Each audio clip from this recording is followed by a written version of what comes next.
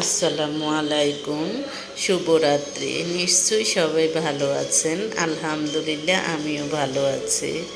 আজকে আমি আপনাদের সাথে শেয়ার করব, দেখা যায় যে অনেক মানুষের অভিযোগ, হ্যাঁ আমি ভালো কাজ করছি, আমি অমুকের জন্য এটা করছি ওইটা করছি, কিন্তু তারপরেও আমার নামে তারা বদনাম করে, আমাকে ভালো চোখে দেখে না। হ্যাঁ, এটা কিন্তু একজনের না, এটা অনেকের অভিযোগ।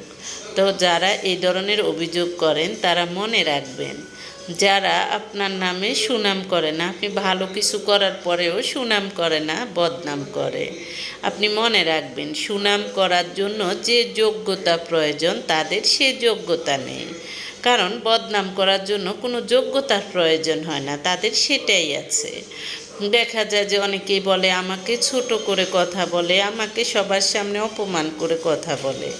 এটাতে আপনি ছোট হচ্ছেন না, যারা আপনাকে ছোট করে কথা বলে তারাই ছোট হচ্ছে, কারণ তারা যাদের সামনে বলে তাদেরকে তারা ভালো চোখে দেখে না। আপনি মনে রাখবেন, কারণ দেখা যায় যে এই ধরনের কথা বলার জন্য, এই ধরনের কাজ করার জন্য যে যোগ্যতা প্রয়োজন তাদের সে যোগ্যতা নেই।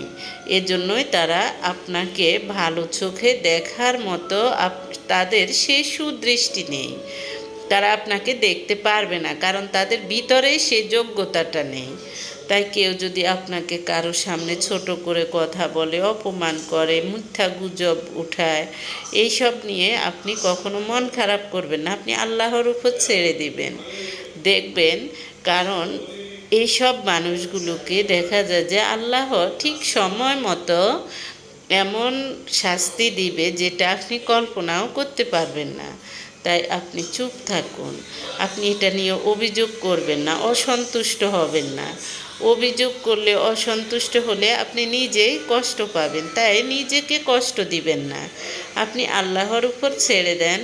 যে মানুষগুলো আপনাকে এইভাবে কষ্ট দিচ্ছে, আপনাকে অকারণে দেখা যায় যে নির্যাতন করছে, মানসিক টর্চার করছে, সেই মানুষগুলোকে আল্লাহ সময় মতো এমনভাবে পুরস্কৃত হোক, শাস্তি হোক, সেটা এমনভাবে দিবে, সেটা দেখা যায় যে তারা নিজেরাই লজ্জিত হবে।